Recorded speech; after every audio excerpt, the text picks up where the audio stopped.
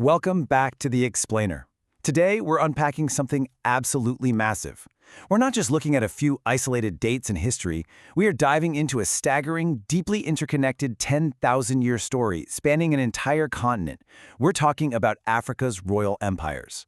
It's a profound narrative of innovation, adaptation, and statecraft that literally stretches from the earliest farming communities all the way to the modern era. Now, what's really interesting here is how we can boldly shatter a long-held myth right out of the gate. For far too long, Africa's history was mistakenly treated as isolated, kind of pushed to the periphery. But the reality? No way. During periods when much of Europe was fragmented and struggling through the Dark Ages, African kings and queens were governing massive, globally interconnected empires. They commanded global markets, they built unbelievable monumental architecture, and they fostered these epicenters of intellectual scholarship that fundamentally shaped the wider world.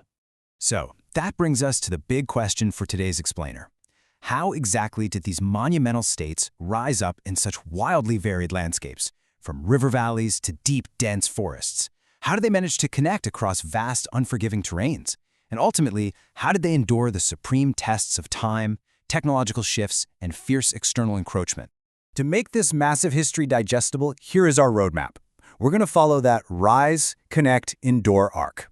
We'll hit the roots of African kingship, the giants of the Nile, the wealth of the Sahel, the masters of trade, the period of upheaval and fierce resistance, and finally, an enduring royal legacy. All right, Section 1, Roots of African Kingship, Environmental Adaptation. Okay, let's dive into this. The foundational era of these African empires actually kicks off with massive climatic shifts that literally forced human populations to centralize their power. Imagine this.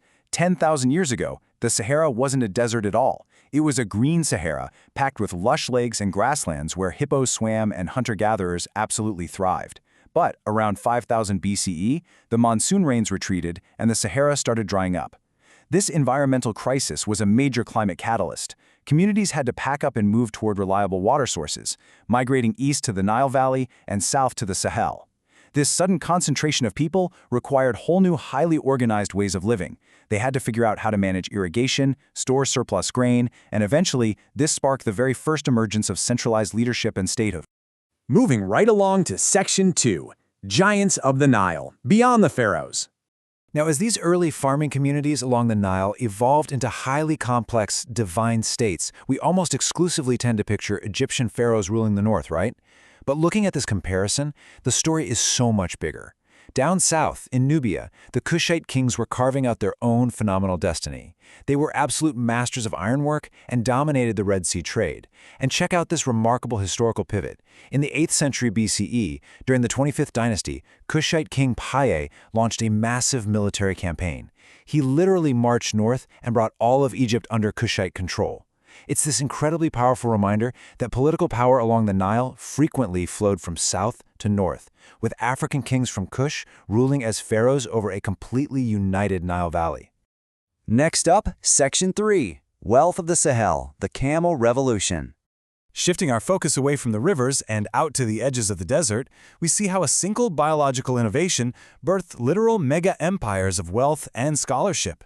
I'm talking about the domesticated camel. Seriously, think of the camel as the ultimate technological disruption of the ancient world, a real game changer.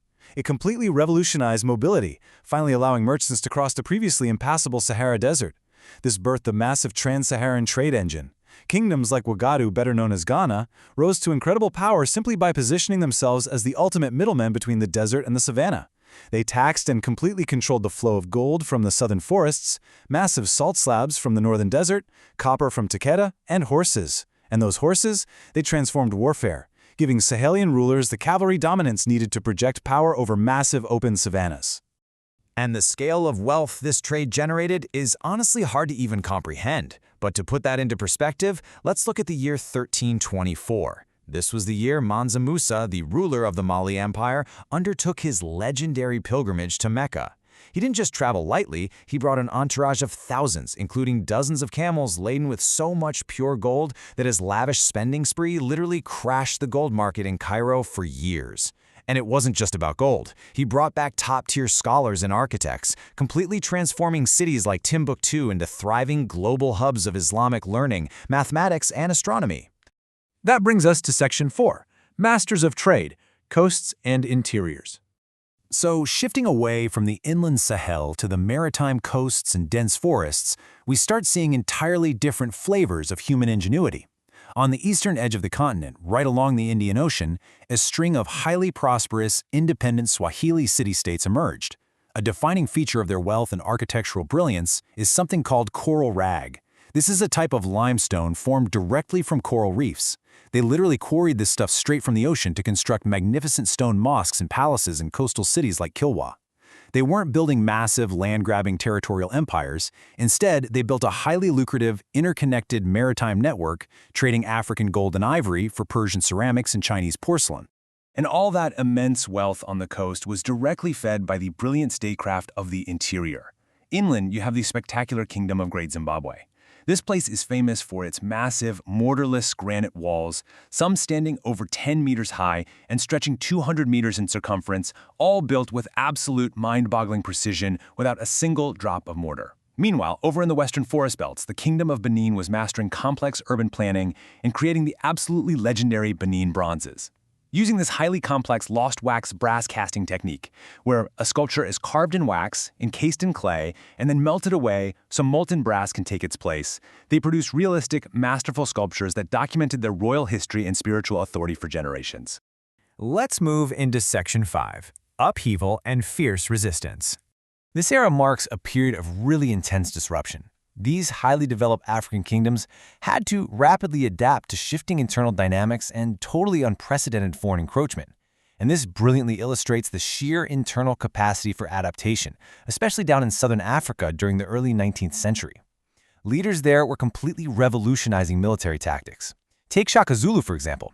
He swapped out the traditional throwing spears for the shorter Ikwa stabbing spear, forcing intense close combat. He instituted year-round, highly disciplined Amabuto regiments and deployed the now famous Horns of the Buffalo encirclement formation. These brilliant, rapid-fire tactical innovations allowed the Zulu kingdom to expand swiftly, totally reshaping the demographic and political map of southern Africa. Concurrently, African kingdoms were facing severe external pressures, which played out in three major overlapping phases. First, you had Portuguese explorers beginning their coastal incursions in the late 15th century, aggressively seeking to control Indian Ocean trade and Central African resources. Second, the massive expansion of the Atlantic slave trade introduced deeply destabilizing economic and demographic demands. It flooded the continent with firearms and fueled really intense regional conflicts. And finally, the 1884 Berlin Conference initiated the infamous Scramble for Africa, where European powers sat in a room and partitioned the continent with virtually zero regard for any of the ancient established political boundaries we've just been talking about. Yet despite all of this, African resistance to colonialism was incredibly fierce and highly calculating. Let's look at some human icons of this era. In Central Africa, Queen Zinga of Ndongo and Matamba fiercely protected her people against the Portuguese using a brilliant mix of guerrilla warfare and really shrewd diplomacy. She even offered refuge to escaped slaves to bolster her ranks. Over in the Horn of Africa, Emperor Menelik II of Ethiopia rapidly expanded and modernized his army. When Italian forces tried to impose a protectorate, Menelik fought back hard, resulting in his decisive 1896 victory at the Battle of Adwa. It was a stunning, absolute defeat of a European power that secured Ethiopian sovereignty and became a massive global symbol of African resistance. Finally, we arrive at Section 6, an enduring royal legacy. You know, while the era of direct political control for a lot of these vast empires might have transitioned, the institutions themselves, they absolutely survived.